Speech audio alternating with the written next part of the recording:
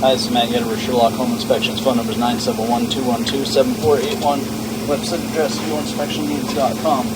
Today's date is Thursday, July 28th, 2022.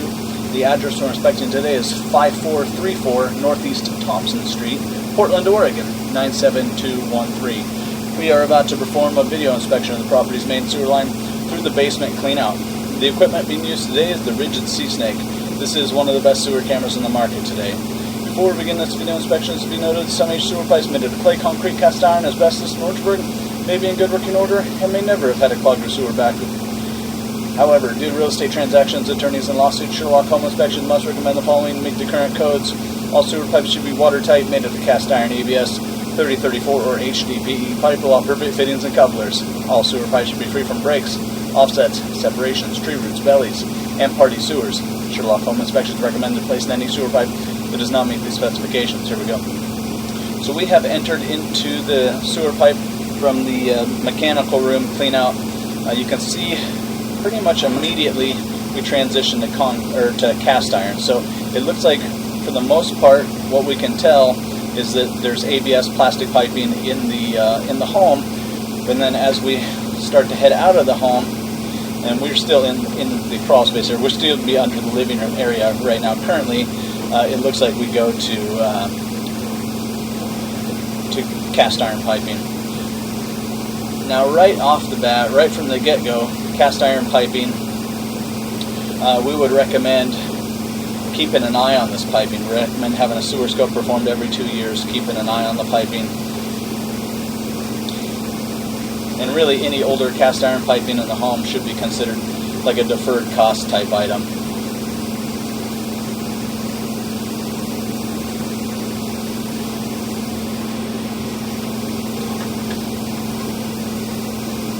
Hard to say what's going on there. We'll turn off the water for the pullback and see if we can see like a chunk of, so definitely some piping deterioration there.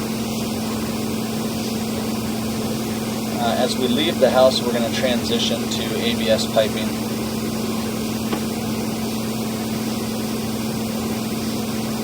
So that's good news. It looks like through the front yard we're going to have the possibility of ABS piping.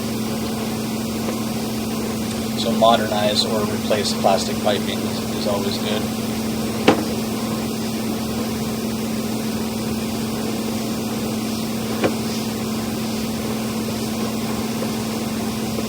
So it looks like the piping under the crawl space area, still under the house, is cast iron, but it looks like through the front yard we're seeing a lot of replaced piping, which is good news. We definitely have a water belly there, so we have a sag in the line there. We'll be curious to see with the water off how that area reacts. So this will be in the front yard at about 32 feet. The camera head goes underwater. So this is called a water belly in the line. So there's a sag in the line, 32 feet, and then we come out of it.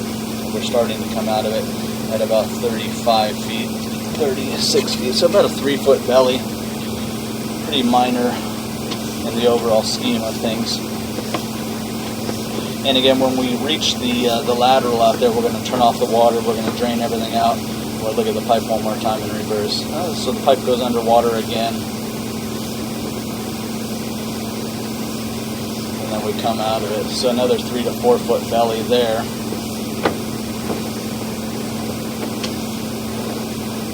And again, there we transition at the sidewalk. At 40 feet we transition. This signifies transitioning pipe size, ABS into 3034. So all plastic piping through the front yard, and then we transition into a branch off of the city lateral piping. And even though we enter into city lateral piping here, technically all of this will be by your own responsibility throughout the entire length.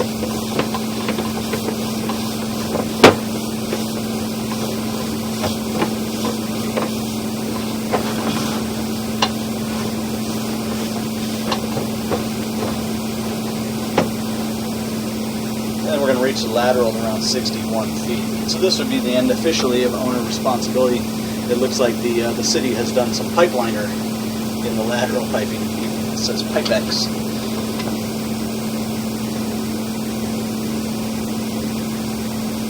So I would recommend passing the video and the report on to a drain repair specialist to make suggestions for either maintenance or repair, replacement, repitching in the areas. There was a couple really pretty minor areas of bellying in the line, where the line just wasn't quite supported properly in some areas and has sagged in a few areas, and creating a water belly. Over time, water bellies can cause issues. At this point, they don't seem to be causing any issues, but again, there is some marginal pitch and even some water bellies where the pipe was, or the camera head was completely submerged.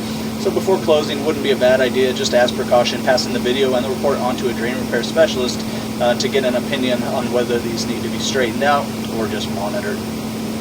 We're going to turn off the water and the microphone. We're going to drain everything out. We're going to look at the pipe one more time in reverse. And again, we're curious on those areas of water bellies. When we turn off the water, if everything drains out of there, then you're feeling better about things. So we're going to run a couple of tests on it right now.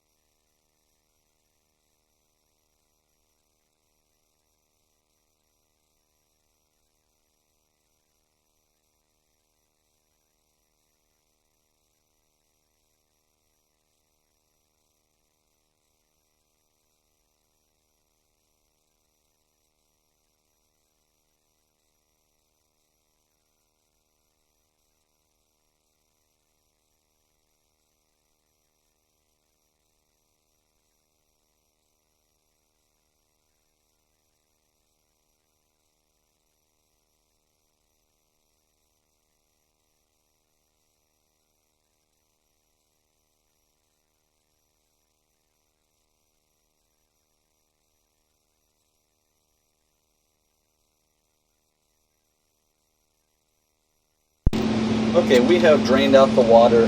There's still maybe a little bit of residual stuff moving through here, but we're curious to see, like I said, how those areas react with the water off. If you turn off the water and your drain pipe continues to drain everything out and everything flows on out of here, then you're feeling better about things. Again, we'll know more here in just a second.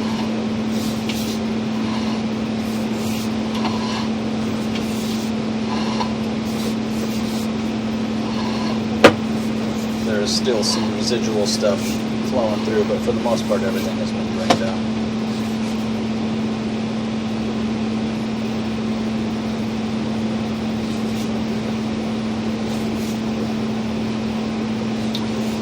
Here was one of them. Here was the second one. So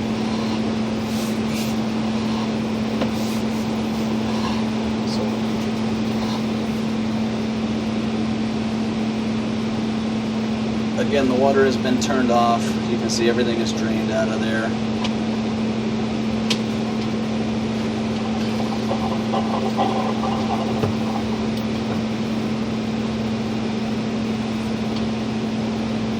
"43 feet we go underwater.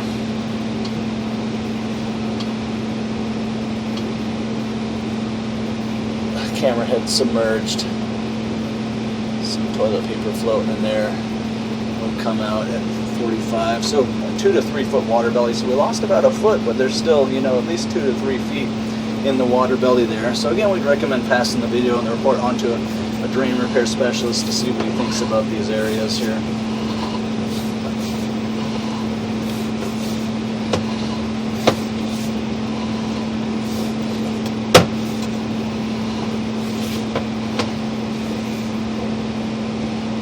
Here was the first one. This was the bigger of the two, I believe. And again, as you can see, the water has drained out. So here we go.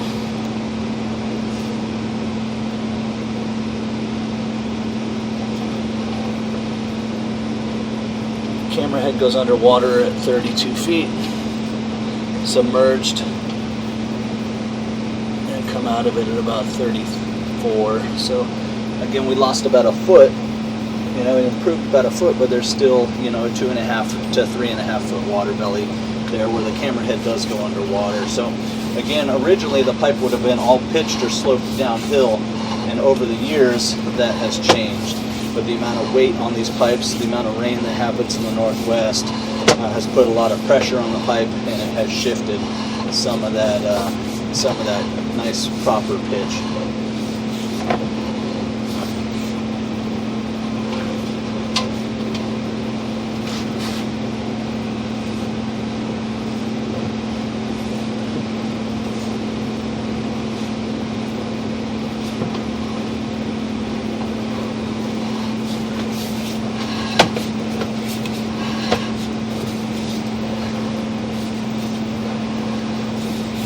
Here's that cast iron pipe that's in the crawl space. Here's a pretty good bulge. Pretty good bulge in the cast iron pipe. You can see it's the camera head. It's definitely slowing things down. There's a little bit of pipe damage there. That, unfortunately, that's in the crawl space under the house. So again, another area we'd like to draw attention to for the drain repair specialist to see what he thinks about this area. And again, this is in the crawl space. There's no access in the crawl space under the house right now currently, but the pipe has definitely taken some damage there.